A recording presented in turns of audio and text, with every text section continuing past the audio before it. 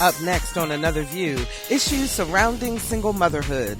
What's your perception of a single mom? A young unmarried woman, little education on public assistance with multiple kids? Or the suburban housewife whose husband just walked out? Our guest today will tell you single motherhood crosses all racial, ethnic, class, and educational levels. But there's one thing they have in common: the need for community support. The Still Hope Foundation is one place that offers that support. We'll talk about the challenges and rewards of being a single mom with the founders of the Still Hope Foundation, Monica and Tony Brothers, right after this news from NPR.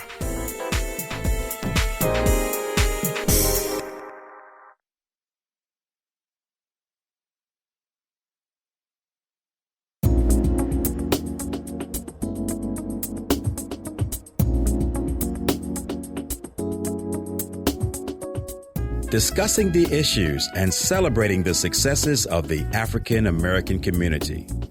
This is Another View.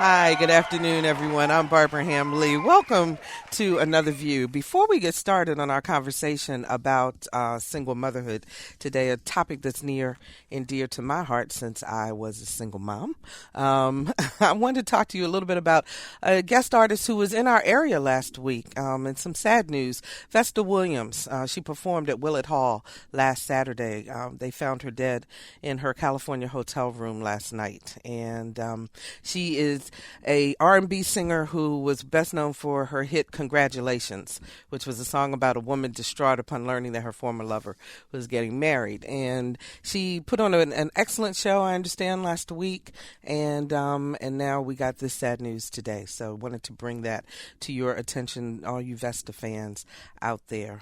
Vesta Williams found dead at the age of 53.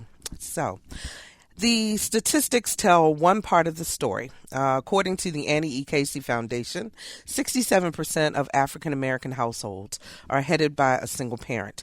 In Virginia, it's 58%. Usually that means it's an African American woman.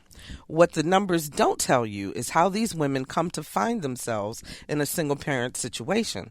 Sometimes it's choice, sometimes death, sometimes it's divorce. The reasons are multiple and complex. Being the sole person in charge of the family can be daunting, particularly if there are financial, educational, or emotional issues involved. But there is help. The Still Hope Foundation is an organization that helps single moms, regardless of circumstance, to take control of their lives. The founders of the Still Hope Foundation are Monica and Tony Brothers, and we welcome them to Another View. How you guys doing? Wonderful. Thank you. Good. Thanks for having us. Good. Absolutely. Now, you are married. The two of you are married, and you have two children. So, Monica, you're not a single mother. No. Why the interest in single parenthood? My mother was a single mom for a while, and so was Tony's mom. And we thought they did pretty good bringing us up, so we figured, well, maybe we could share some of that wisdom and support for some other single moms. And equally as important, Tony travels a lot in his profession. And so a lot of my friends often remind me, you function just like a single mom. Mm-hmm. And I do sometimes. Again, there was another interest. Tony, you're from a male's perspective. Why single motherhood? Well, I often get called to go speak to kids at schools, and you watch the kids and you talk to the kids and you seem to reach the kids. Then the next time you see the kids, they're in trouble. And if they come out and you send them to all the different programs, from STOP organization to all the great programs they have with the kids, mm-hmm. but then they go home to an unstable environment, usually it's a single parent in that household, then what happens is everything that happened with them that day really kind of gets washed out. You may have one or two that make it through, but the bulk don't make it. So what I thought was, when I looked at my mom, I said, well, the reason that I am where I am in life today is because my mom didn't have to make a lot of those decisions that single mothers seem to have to make. So if we can try to find a way to bridge that gap for them, then they won't have to make those decisions.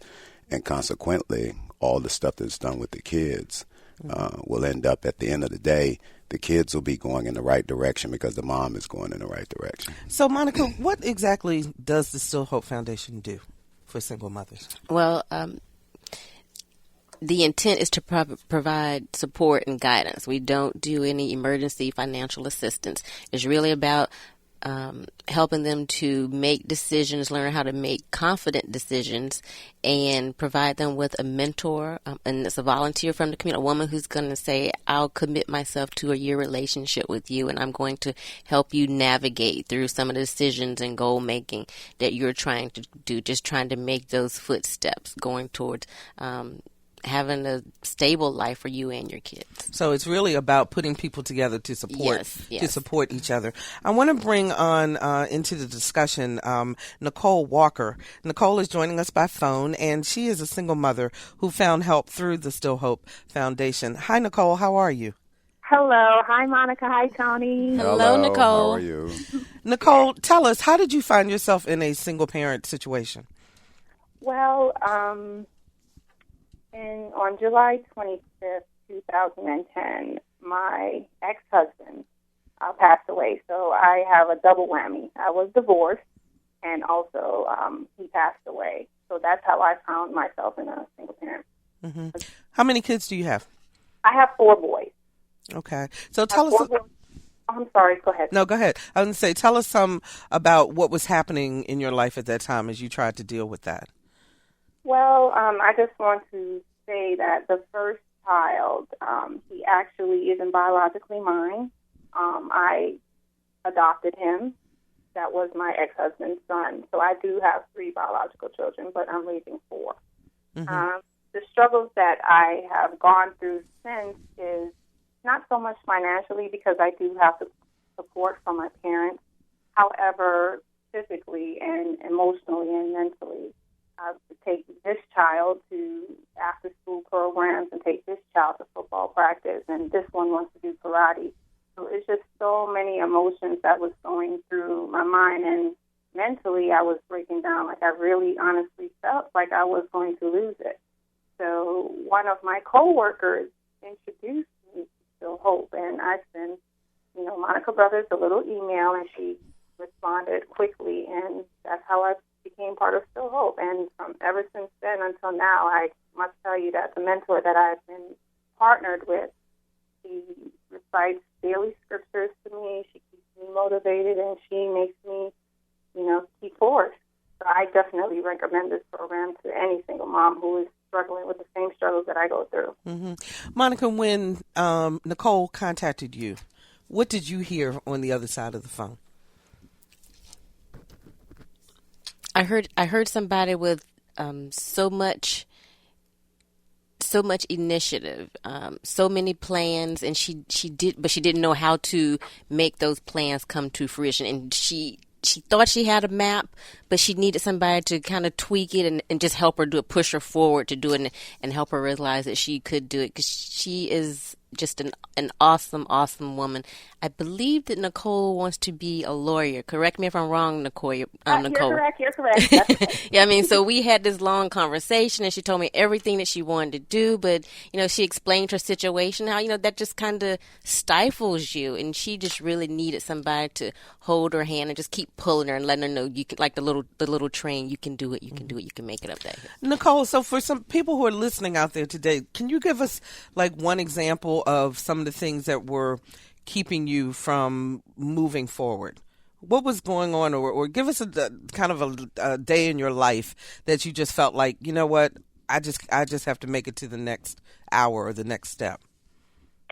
Well, I would say at first it was finances that really was kind of holding me back, but not more so finances, but the mental part.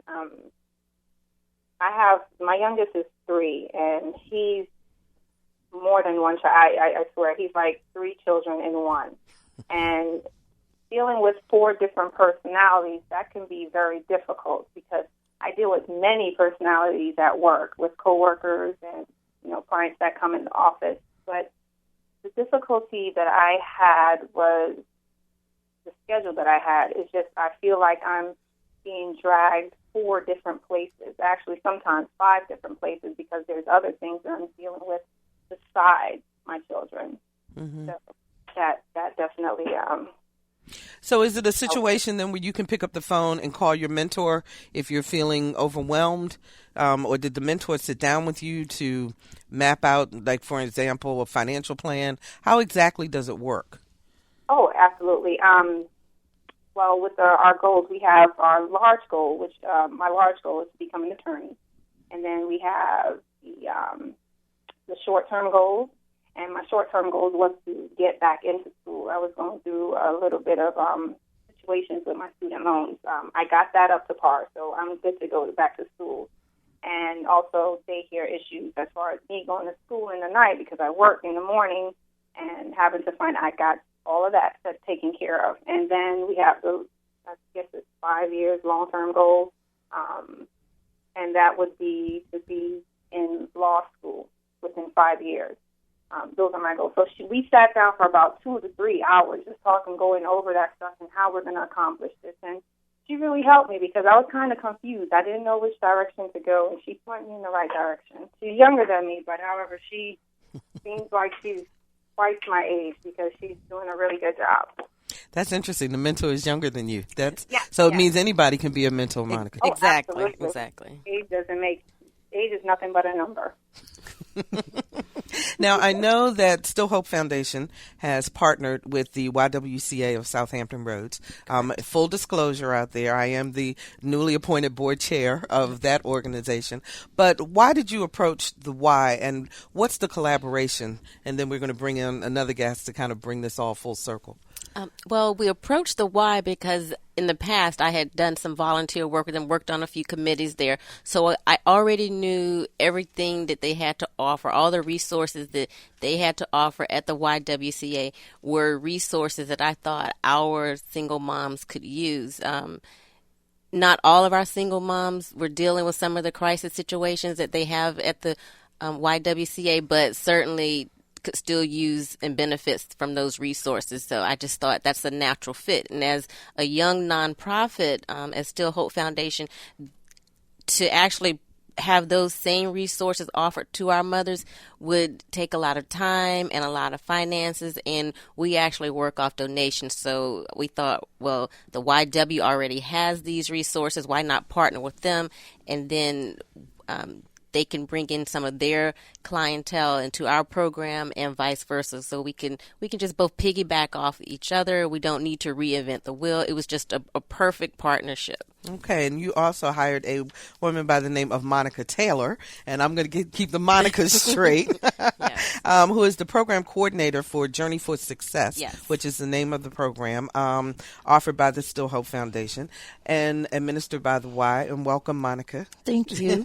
Now, you're working with how many women right now? And tell us a little bit about the nuts and bolts of how this mentorship program comes together. Okay, currently I have about 8 single mothers that are being mentored in the program. We call our single mothers learning partners, and their mentors are called coaches. So I have about 8 apiece for those. And pretty much the nuts and bolts are they have to, between their partnership, they have to be in contact with each other at least once a week. They do activities together. They may just have conversations. They may just meet for lunch. And the coach more or less inspires, encourages the learning partner to continue on with their short-term and long-term goals. Mm-hmm. So that's the gist of it. How do you figure out who matches? It's more or less based on, it could be off of career goals. It could be off of life goals.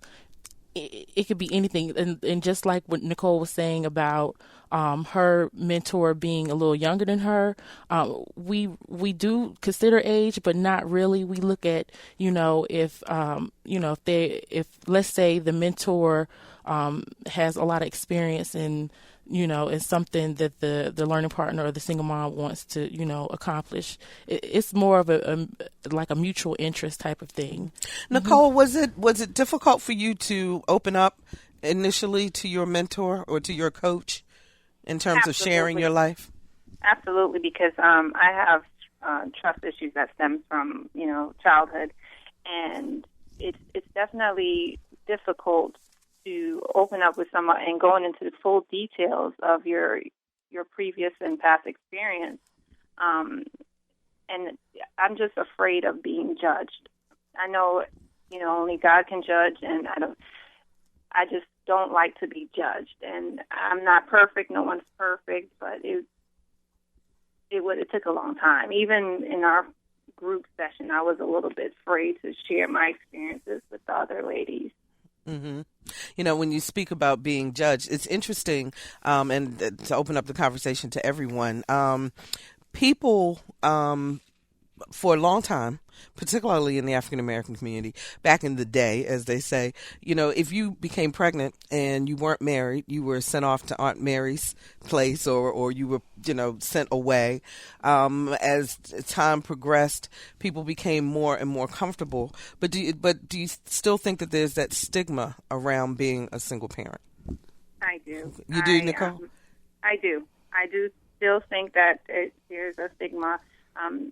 I don't know if I can bring this up, but I would like to share about me doing an article recently in the Virginia Pilot, and there was that one little comment that stuck out to me about having 4 kids at a young age and not being able to afford them. People don't know the circumstances that made me. I wasn't a single parent by design, and when I say by design, that I was just not a person that's just going out there and making babies. But, I got married, I had my children, and unfortunately, I was hit with a double whammy. So I just think that it still exists today, and I really wish people just, stop being so ignorant. And you're reacting to the comments that came at the end of the article online. Absolutely. Is that right? Well, Tony? Well, Nicole, I just want to tell you that I put my number in that article on purpose because we were having the gala and everything that day when the article was going to run, and I knew there wouldn't be anyone to man the phones. And so I got a lot of calls. Some of the calls were how great things were. Some of the calls were similar to what you said. And I just want you to know that I called each one of those people back that called, and if they had something, it wasn't really about you. It was just about their perception of single moms. And one of the things that we're trying to erase is that it's an African-American female. The movie that we had run in at the gala did not depict an African-American female. Same circumstances. So one of the things that I know is going to happen is that they're going to modify that article to include the things that should have been included in the beginning. We're going to do some things on our end as far as the website and putting a link there and putting a little explanation in the front of it. And the one thing I wanted to say to you, because I was told that you were very upset and you were thinking about quitting, and you're like the superstar of the program. So that's why I started fighting immediately.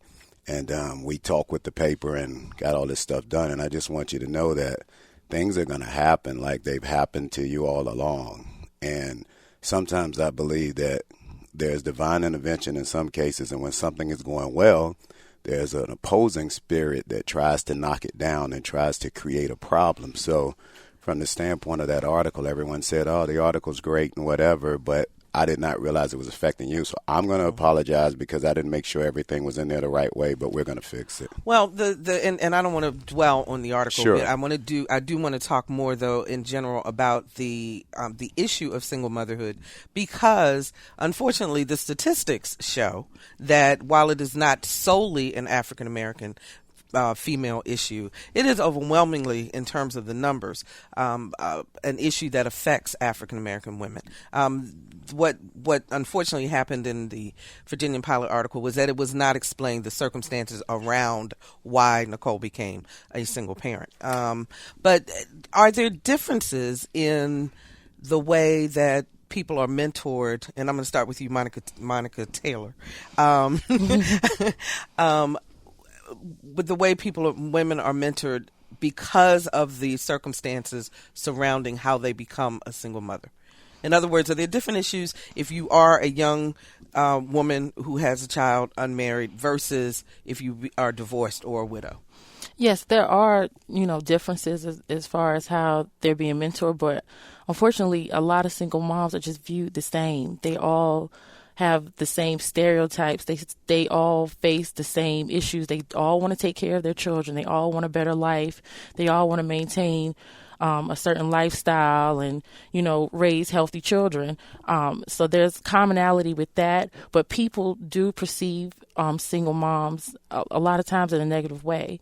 But they do all come from different circumstances. So you have to take that into account when you mentor with them. You have to. It's interesting. I was a single parent. My daughter was born in 1982, and I was working at a television station in my hometown.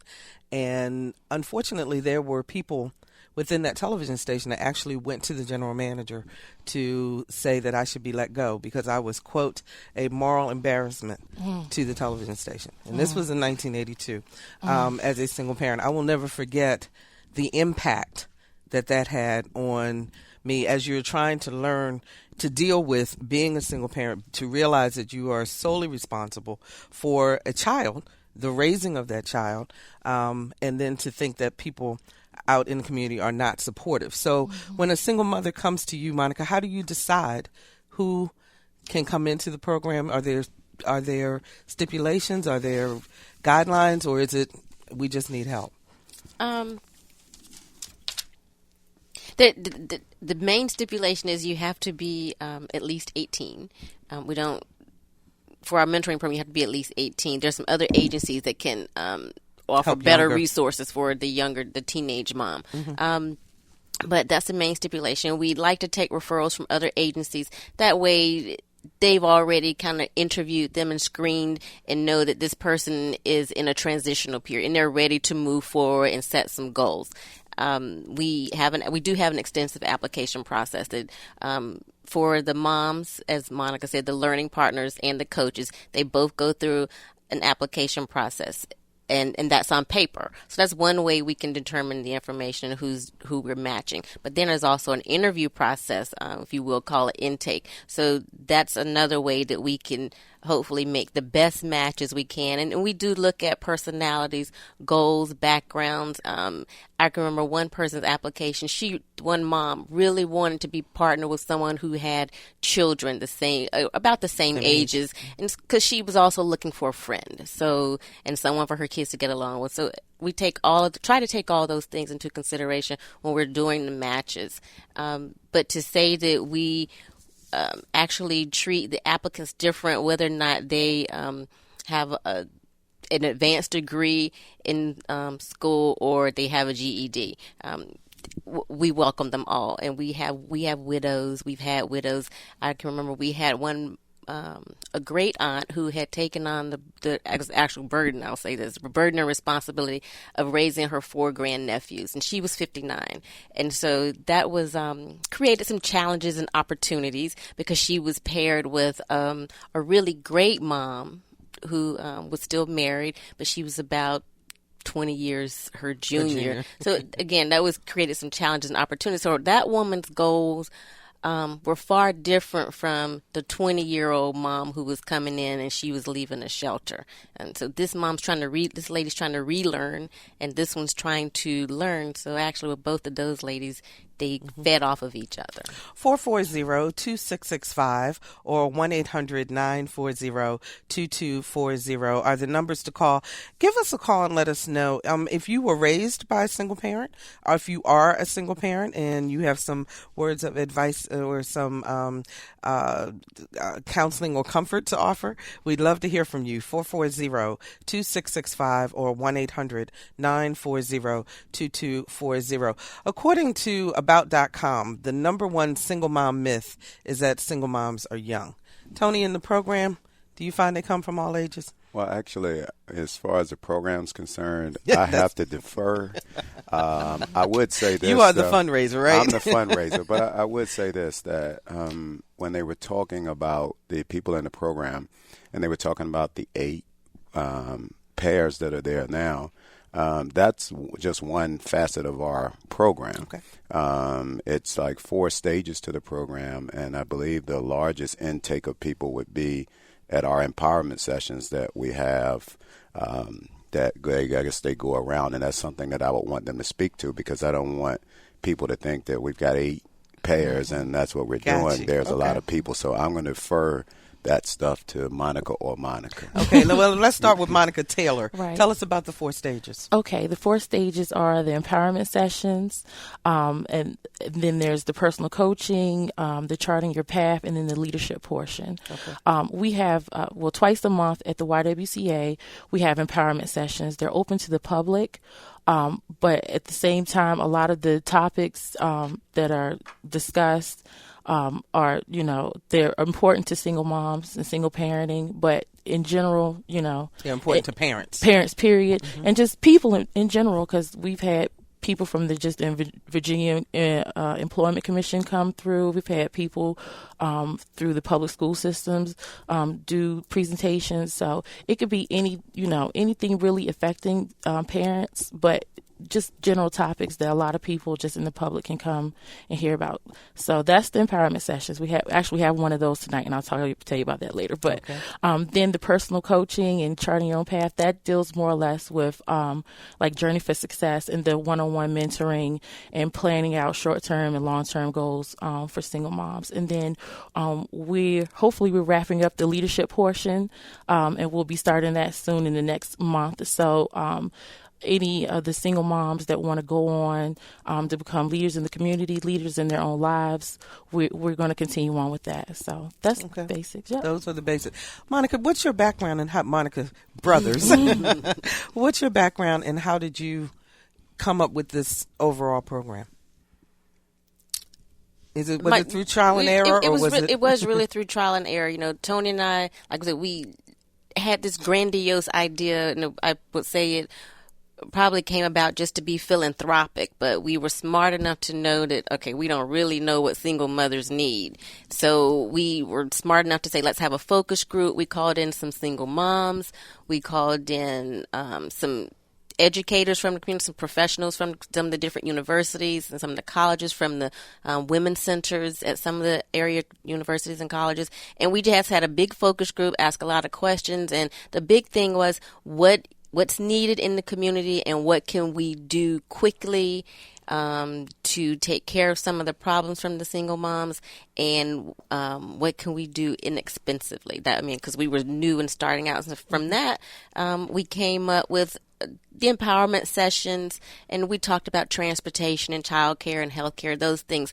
And from the focus group, I have to say all those little things came out, and we just kept building on it. And I guess we probably had a vision, and it just kept building. And now, if you look at our initiative, the Journey for Success program, it looks like a pyramid, and it starts with the empowerment sessions and goes to charting your path and personal coaching, charting your path, and the leadership building, which are all wonderful components in helping the mothers succeed. And because we want her to, at the end of the day or the end of the relationship with us, to have a successful family unit. I think all moms, whether all families want that, whether you're a single parent family or a 2-parent family. You just want your family to be successful. If you're just joining us, this is Another View, and we're talking about being a single parent and the challenges and rewards of single motherhood. Our guests are Monica and Tony Brothers, the founders of the Still Hope Foundation, along with Nicole Walker, who is a single mom who has shared her story, and Monica Taylor, the program coordinator for Journey for Success. We have a call from Baltimore, and if I'm not mistaken, I believe this is my daughter, Tiffany. Hello. Hi, how are How you? are you? Hi, Mom. Hi. How are you doing? Okay. Good. I just wanted to comment. I'm listening to the show. Of course, growing up with you as a single parent, and I am also a single parent. My child's father is actually in jail. So I just wanted to give some insight. It does get hard out there. Mm-hmm. So if you had a program like Journey for Success in the Baltimore area, would you take advantage of it? Absolutely, because it's a transition is always great, and so anything you can do to move forward and grow and learn, and for you to be able to pass that on to your children is great. So any type of help is the best. Okay, let's talk with Monica. Any plans, Monica Brothers? Any plans for expansion beyond the Hampton Roads area? We've discussed that. We have discussed that, and I'll have to say, in in having this new relationship, new partnership with the YW, the YW has offices elsewhere, so we will likely journey down that path a little bit, investigate that a little bit. Okay. Beverly joins us from Norfolk. Hi, Beverly. You're on the air. Yes, I am. Go ahead. You're on the air. Oh, well, thank you. Uh-huh. First of all, I'm glad I heard you today, so now I know where I can volunteer my time. Yeah. Yeah, we were coming to that. Single parent from Brooklyn, New York. My first child, I was 17 years old. I finished school. I went to college. I had another child. I got married. But anyway, being a single parent is not an easy job. You must organize. You must make me time. And you got to focus on the children. The children are just wonderful. When you get into the children, all those other problems will melt away. It takes time, energy. It takes family, faith in God, and friends. Interact with other families. Stay positive, and you can do it. My son is 40, and my daughter's 37. I have 4 beautiful grandchildren. Starting out at 17, it was not a good thing. My family was not happy with me. However, in the end, we all love each other. We're all family. And if it wasn't for the help of mentors and just wonderful organizations trying to keep the family unit together, I wouldn't have made it. I thank God for people like you. So, are you interested in mentoring? Yes, I am. Okay, we'll tell you how you can get in touch with the Still Hope Foundation in just a little bit. So keep listening, okay? Yeah. Thanks so much for your call, Beverly. We appreciate that. Thank you. Bye-bye.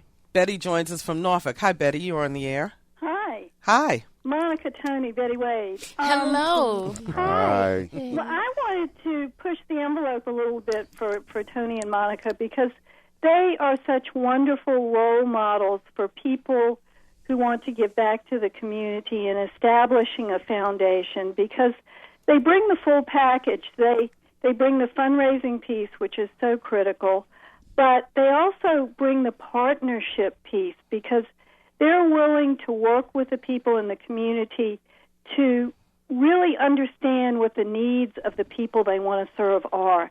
And they have done such a monumental job and been persistent at getting this off the ground.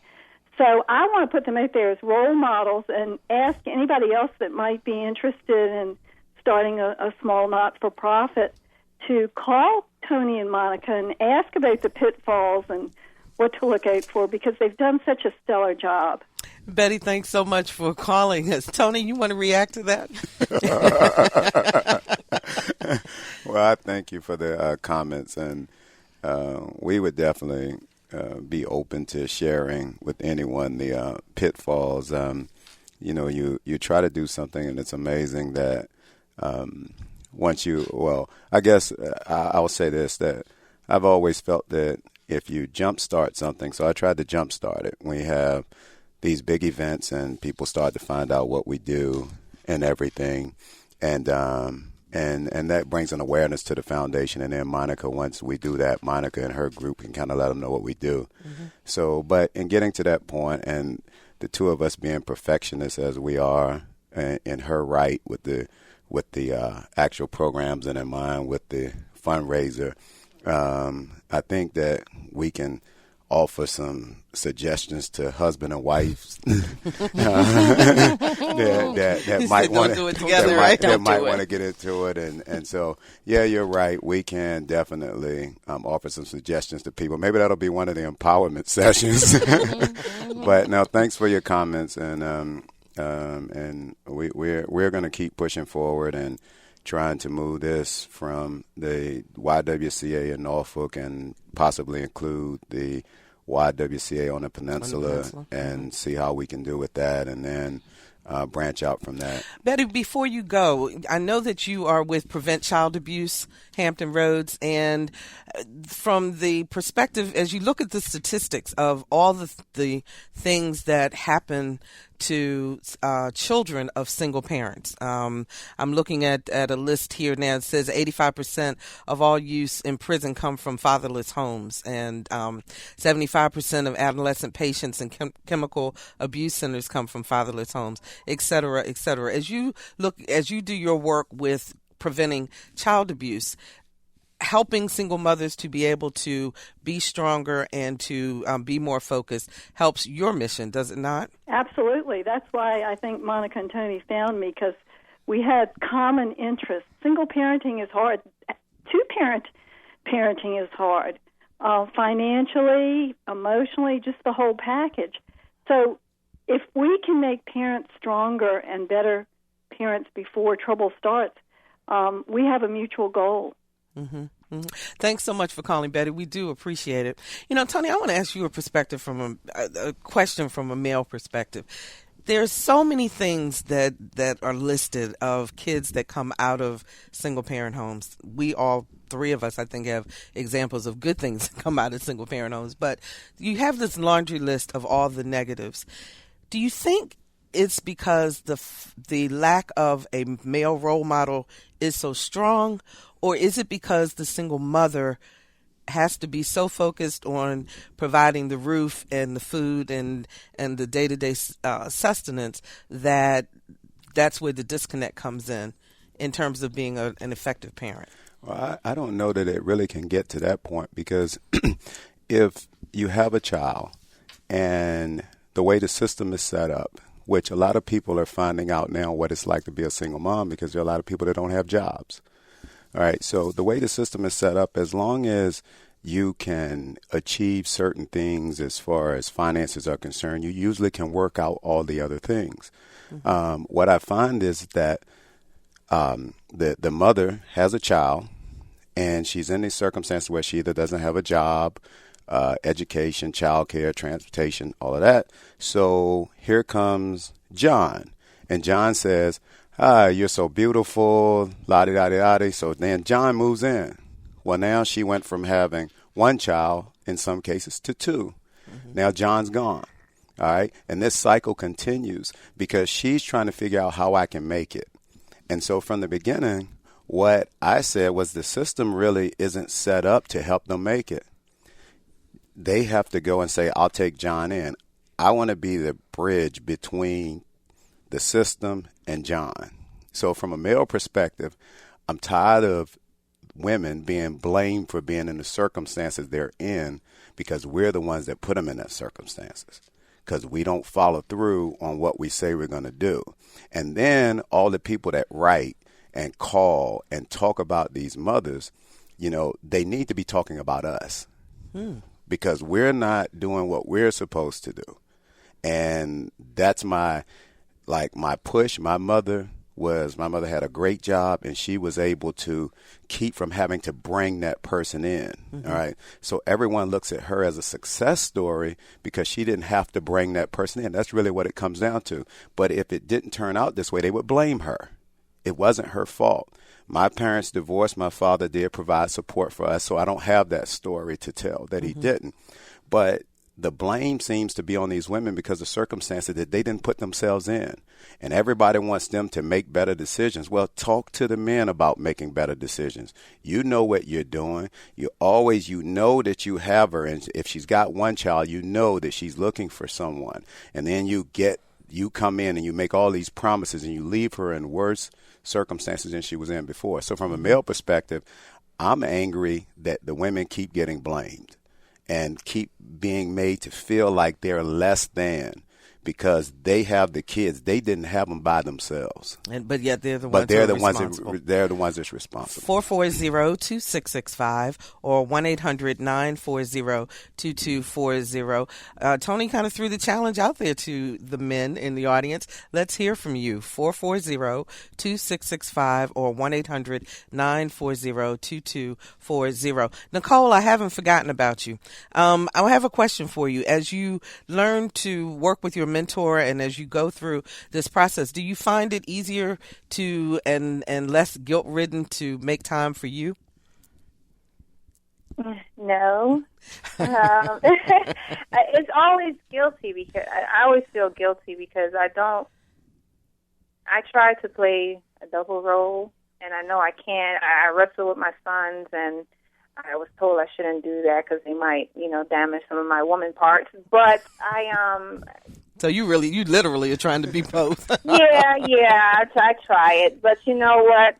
Occasionally I would go and, get my nails done or get my toes done. I do my own hair and my ears. I don't have much hair in my head, so there's no need for me to get. But I sometimes I'm guilty, but then sometimes I just need that. I just need to get away and was given a chance to miss them because I'm always with them. Anywhere I go, they're right there behind me. So, You're shaking your head, Nicole Walker. Yes. Nicole comes to, she's been to Monica Walker, Monica Taylor, right? Monica Taylor. Oh, my goodness. I got everybody's name mixed up. But I will say Nicole comes to a lot of the empowerment sessions that we have, and she always has her young men with her. And during the empowerment sessions, we always provide child care. For anybody who happens to have any children with them, the YWCA kids staff, they provide child care, and we provide food for them. And her boys, her young men are so sweet. And Nicole, when she comes to empowerment sessions, she always has just inspirational and informative things to tell all the participants, everyone who attends the empowerment session. So I just want to say thank you, Nicole, for coming. I know you're coming tonight, so. I am. I'll be there. Yes, and actually, we're having an empowerment session tonight at the YWCA, Southampton Roads at 5215 Colley Avenue. It starts at 6:30. We're normally done within an hour and a half. But tonight's topic deals with female business owners and entrepreneurs, and the next empowerment session is October 7th, and we're actually going to have a Still Hope Foundation info night. So, yep. Okay. Thank you so much for that. David joins us for Chesapeake. David, you're on the air. David? Okay, I guess David disappeared. Okay. Let's move on to Monica Brothers. I saw you over here taking some notes. So is there something in terms of either what Tony said or and how women do take a lot of the blame for this, and how do they rebuild that self-esteem so that they realize that even though they're in this circumstance, they're still a person and they can still succeed? Well, the notes that I was actually writing, Barbara, it was in response to what Tony was saying about the moms. And it was another thing that they find women have as a challenge. They're trying to do the child care thing and figure out the transportation and handling the kids. And so sometimes they don't have the opportunity to advance in their careers by either continuing with their education. So then that kind of leaves them on a lower income scale, which, sometimes they're in poverty. And it's not the same when you have the dad who has moved on, left mom with the kids. She's doing all this and he's just advancing. She's low poverty. And so then you have the children that then end up being the statistics that you read to us earlier. So, Tony, from a male perspective, because I love hearing men also who look at these single mothers. And if you are a guy, your advice to a man who may be thinking about or being involved in a relationship with a single mother. I know you don't want him to be the one that comes in and leaves, but what should they be thinking about in terms of the type of commitment that they would have to make in that type of relationship? Well, I think the relationship is with the mom and not with the mom and the child, but you have to be accepting of the fact that she has the child and understand there's additional responsibilities that go with that.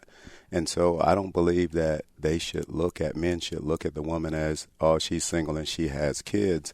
I think that's just a sidebar to it. The relationship should be with her. Between a man and a woman. Daryl joins us from Virginia Beach. Daryl, you're on the air. Thanks. There's something that I've continued to struggle with for, I'm 50 years old, and I've noticed how many women have accepted the burden of the child rearing. How many women have said, okay, my man or this man can no longer support me, therefore I'm just going to accept the burden. I think we've got to stop with the acceptance of the burden. It is not the woman's responsibility solely to raise our children. The man that participated in it has a responsibility. The man that participated in it has accountability. And the more we allow, more our women allow to pass on that responsibility and accountability, the more likely she's going to suffer. And if it means that we have to tell our men, listen, if you don't do what you're supposed to do, you will go to court. You will go to jail. We have to do it. And if enough men have to take that acceptance, if enough men have to be challenged that way, maybe they'll go to jail, but maybe they'll stop continuing to perpetuate this pack that goes on to our community. Okay, Daryl, thanks for the call. Monica Brothers. I just wanted to agree with him wholeheartedly. I think it very much does have to do with what women are willing to accept in some cases, what you're willing to accept from your mates, whether they be your husband or your significant other, and what you require of them. And I can think of some personal situations, some women that I know that they're so concerned about not upsetting their mate or their child's father. And, I'm not going to ask him for child support because then he won't see the child. And so they will kind of just pull back and say, well, I'm not going to require him to do it because it's okay as long as he shows up to visit. But then he doesn't show up to visit, and you can't take care of this child on your own. You need his income and your income, and your child needs to see his father. He needs to have a presence in his life. Nicole, are you still with us? I'm still here. Okay. Would like to ask you, because we only have a few minutes left, what advice would you give to other single parents in terms of becoming involved with a program like the Still Hope Foundation? I will say go to, is it www.stillhope.com or .org? www.stillhopefoundation.org. Okay. Thank go you. to that website and take the first steps. You can't. There's something that I've learned to overcome, and it's called fear. I have a fear of many things, and I've overcome a lot of it. One of the fears that I did not get over just yet, but I'm working towards, is fear of being alone. And a lot of these women, I think, when the reason why they turn to different males is because they are afraid of being alone. I just want to tell them to just take the first step. There's nothing worth trying. You got to take a chance. Everybody deserves a chance, and taking a chance and just call Still Hope. Go on the website and take that first step. All right. Well, we can't ask for a better plug than that. That's Nicole Walker, a single mother who found hope and help through the Still Hope Foundation. Thank you so much for being with us, Nicole. We appreciate it. We only, I think, have about a minute left. Real quickly, how did the name Still Hope happen? I'll defer to Tony. It was his idea. You got like 30 seconds. It was just when we were talking about what we wanted to do, and I just said, women have to believe that there's still hope, and therein lied the name, and it's probably a longer story to it, but therein lied it. Well, that will take care of it. The website again is www.stillhopefoundation.org. And if you accidentally hit .com, I'll still get it. Okay, and if you want to be a coach or if you want to be coached, you can go through the website to find out that information. Thank you so much, Monica Taylor, the program coordinator for Journeys for Success, which is associated with the YWCA. Thanks for joining us today. Thank you for having me. And thank you, Tony and Monica Brothers, for being with us and talking to us about Still Hope Foundation and about the work that you're doing. And I hope that you'll keep up with us and let us know how things are going. Right. Thanks for having us. Thank you for having us, Barbara. And we'll be right back.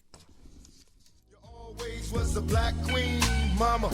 I finally understand, for a woman it ain't easy trying to raise a man. You always was committed, a poor single mother on welfare. Tell me how you did it. There's no way I can pay you back, but the plan is to show you that I understand. You all appreciate it. Don't you know we love you, sweet dear mama.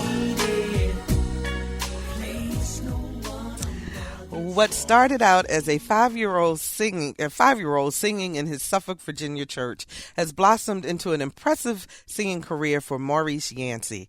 Our Lisa Godley recently sat down with the recording artist to discuss his new CD and his hopes for the future. Your setback is just a setup. What you're going through is only to prepare you. Just listening to Maurice Yancey in one accord, you'd think they were a seasoned quartet who'd been singing together for half a century. But at 28, Yancey is the oldest of the 8-member group, and the youngest is just 17 years old.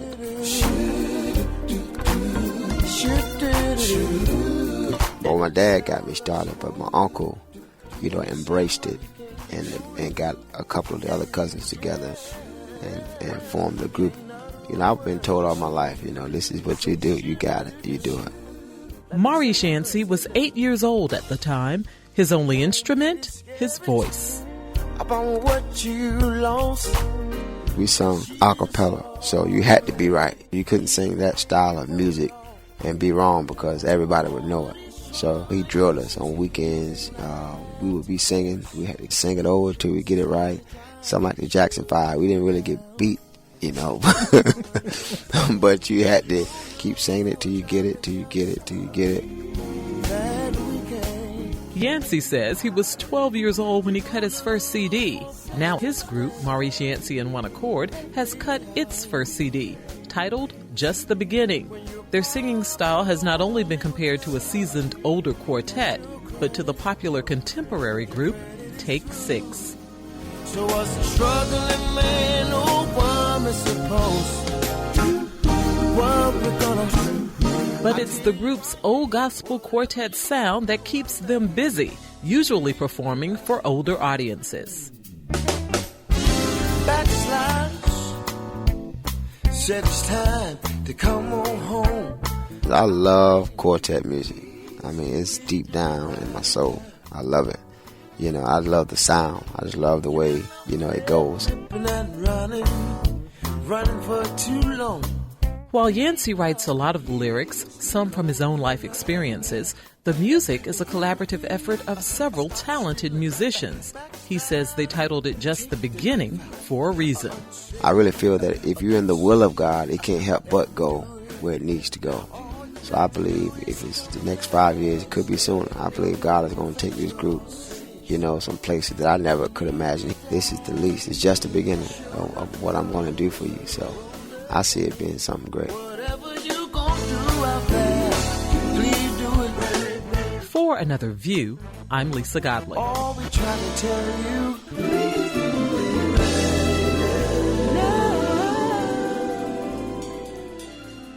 Great sounding group. A few things to call to your attention before we leave you on this rainy Friday. First, the Surry County African American Family Reunion that we told you about last week has been postponed once again because of rain. So don't venture out to Surry tomorrow. The event is rescheduled for October and we'll let you know when closer to the date. September is Ovarian, GYN, and Prostate Cancers Month, and there are 2 events you'll want to attend. First, Girl Talk with the Docs on Tuesday, September 27th from 5:30 to 7 at the First Ladies Tea Parlor, Newport News. Visit virginiacancer.com for more information. And the second event is the Faces of Prostate Cancer Forum, hosted by the Virginia Oncology Associates and the Hampton Roads Prostate Cancer Health Forum. This event is Thursday, September 29th, 6:30 to 8:30 at both locations of the Virginia Oncology Associates, one in Norfolk, the other in Newport News. RSVP for either location at 213-5680 or visit anotherviewradio.org for more details. Next week on Another View, we'll talk about breast cancer in African American women and why the mortality rate of Black women from this disease is so high. I'm Barbara Ham Lee. Stay dry, and we'll see you next Friday for Another View.